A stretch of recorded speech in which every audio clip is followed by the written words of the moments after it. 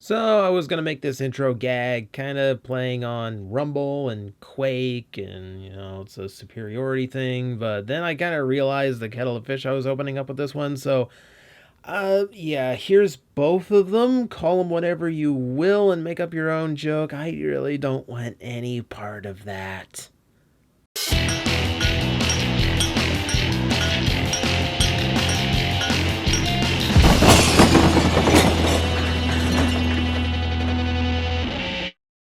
While everyone else is waiting for their twin twists and misfires to show up, or just buying them early out of China or whatnot, I'm still trying to fill in gaps from the last wave.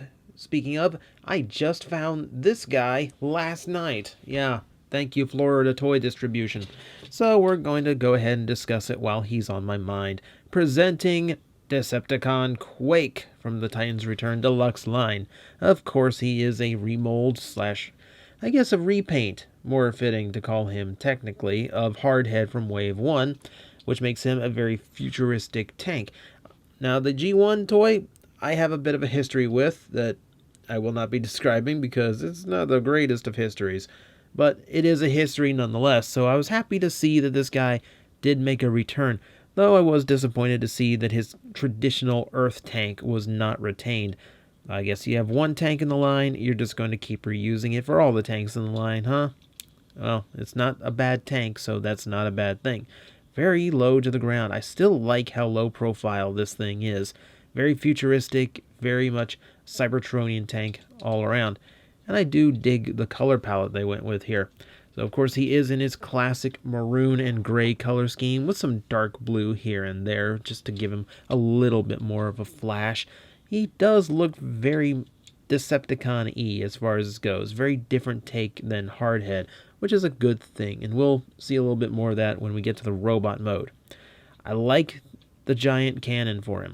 I kind of wish some of this was done up in gray, just to kind of remind me, just kind of imitate that turret.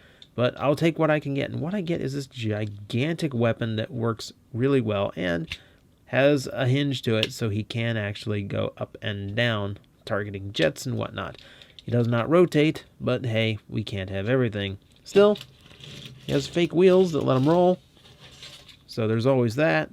And of course, he has all of his Titan Master integration. You have 4 pegs across here, which allow a Titan Master to ride standing. Kind of weird to stand on a tank, but hey, that's what Decepticons do sometimes. And of course, here you also have this hatch that opens up, double hinges back, and now you have another spot for a Titan Master to go. And should you want him to be wielding a weapon more directly, it puts him in pretty good spot to make a gunnery chair with that weapon. I love the playability of this toy. Even though it's this small, it still packs a ton of options, including the cockpit itself, where we will pull out the standard Titan Master that he comes with. This one, pretty much just straight up version of Hardhead's figure. This one is called Chasm, and I like Quake and Chasm. That works really well. What does not work well is that he has absolutely no paint on him whatsoever. Another in the line of Titan Masters that really got neglected and forgotten as toys in and of themselves, which is too bad. But yeah, being a straight up remold from Hardhead, or just a repaint from Hardhead with no actual paint, it's a bit of a letdown. So we'll go ahead and fold him up. Well, I guess I go ahead and show articulation, which I just noticed a stress mark in the hip. That ain't good. So yeah, ball joint at the neck, ball joint to the shoulders that really don't do a whole lot, and then the hinge. To do that every single time. Like, this always feels like Groundhog's Day every time I have to talk about a Titan Master. But this might be their first one that you've watched from me. So hey, I have to do it. Let's go ahead and go to robot mode. So yeah, we're going to go ahead and get the legs folded out like so. First, we form the crotch. And then everything else folds out like so. Double hinge to the leg, pull the hips out from the tabs, flip up the feet, and that will give you your robot mode legs. And look, half his body's already there. Pulling those sections out and then flipping everything over, flipping all this to the back. Make sure all this is pegged in right there at the top of his butt. Alright, so backpack on nice and solid. Lower down the arms. I like to keep them hinged up a little bit, just so his shoulders come up above his chest just a little bit. Double hinge down the arms to extend, and then flip out the fist. Or you can do it in the opposite order. Hey, why not? Let's go crazy. So, that out of the way, that out of the way, and that just leaves plugging the head on to give us our fully developed robot mode Quake. Right, stand up. You stand right there. Looking a lot more gray in this mode. So yeah, he's got the same transformation, of course he does, but it's still a good one, so we're not arguing that. It's nice, it's simple, it's effective, it does everything it needs to do. And it comes across as a pretty decent robot now that I look at him. Well, of course I knew that going in, but hey, here we go. So, the robot mode head, I always liked Quake's head design here. Of course there's a lot more detail to it here, and he never really appeared in the cartoons, they can't make a cartoon accurate, but I like how much detailed sculpt is going into this. Definitely looks like a very strong helmet that he's wearing.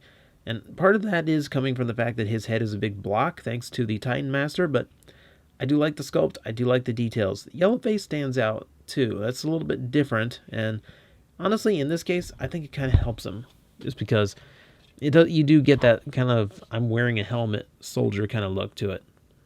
I don't know, sometimes I like that, and here I like that hit of color. Speaking of, like I said, the gray is dominating here. He's got some extra maroon parts showing through, but for the most part, the gray has kind of taken over, as has the dark blue. We've got a lot more of it coming into the color scheme. I like how this kind of changes up his appearance. Switching up primary colors is always a good trick for a Transformer to do, especially in the case of this one, because he's doing things the right way for a repaint. And I'll go ahead and flip Hardhead's head back down and in place so I can go ahead and side by side them. What I like is that the dark areas of Hardhead have gone light and the bright areas of Hardhead have gone dark. So you get a big visual distinction between the two, and at first glance you might not even tell that they are the same toy. Definitely similar parts, but especially things like how differently the chest is decoed to set them apart might throw you at first. And that's the sign of a really good paint job. Really good remold itself. And I say remold. Technically, Chasm, the Titan Master, is the only thing remolded here, if you count swapping the face panel a remold. So yeah, comparisons aside, I do like how heavy the blue is on the chest, as well as the silver detailing. Definitely comes through very strong here, and for some reason the maroon and the blue just kind of work. I'm not even entirely sure why. Also, I like the tampograph details of his old school lightning bolt Decepticons sigils. That's a little bit of a throwback to his G1 stickering, and it is very appreciated here. Very, very nice. So, basically, yeah, he is Hardhead. Of course he is. But he wears the body well, especially in robot mode. Here it's a little bit harder to distinguish him as, well, yeah, he's not really, who he is. He's just taking over someone else's body. You can get that from the vehicle mode, but the robot mode, I think, stands well enough if you have fond memories of Quake. And hey, if you want him to be a little bit closer, you can still remove the cannon from the back, give him a gigantic rifle, and make him, well, a little bit closer to how he looked in the G1, because he liked his big guns. So, we'll put that aside for now. We'll go to the articulation count, because that's what we do at this point in the videos. So, ball joint at the head, that works pretty well, though mine is really loose for some reason. I don't know, that's a mileage may vary thing. I'm not sure if it's the ball joint or if it's the Titan Master socket not being tight enough. Either way, its head is a little bit bouncy on mine, as you can see. Yeah, it really doesn't take a whole lot. Yeah. He's getting really annoyed here and really dizzy, but trust me, it's not a good head joint. So, ball joints at the shoulders work well enough. Elbows have a nice bend to them. It's technically doubled, but the bulk of the arms kind of prevents it from getting anything out of that. Wrist rotation, which is not a bad thing. Nothing at the waist. Ball joints in the shins. Gives him plenty of range in the hips, as well as thigh swivel. Nice and tight thigh swivel. That's good. Knees a little bit loose on mine. Again, mileage may vary, but that's just something I have to warn you about. Actually, this knee's pretty good, and that knee's just a little bit loose. That's kind of weird. Nothing in the tilt. Feet are slanted and naturally molded to be a little bit better balanced. And that all said, he does also come with his own accessory, which we saw earlier, but it makes for a far better hand-mounted rifle. It's kind of silly just to mount another gun on top of a tank. You'd think, well, I've seen tanks with mounted guns. That's a silly comment. So yeah, he's got plenty of armory, as you would expect. And because he's a nice solid build, nice proportions, he's pretty well built to handle all of it. So that, my friends, is Titan's Return Quake. It's a surprise return, but not terribly unexpected from a remold of Hardhead. He's got a really good color palette, works very differently from his predecessor, and it's still a really good mold. Titan's Return has a way of replacing my favorites every single wave, but they do turn out really good toys even in the earlier waves. So if you missed him out the first time, this is not a bad thing. This is not a bad alternative, assuming you can find him at this point. Yeah, I really don't have much to say. It's a really well done remold, repaint, and it's still a really good mold. So go, play, have fun.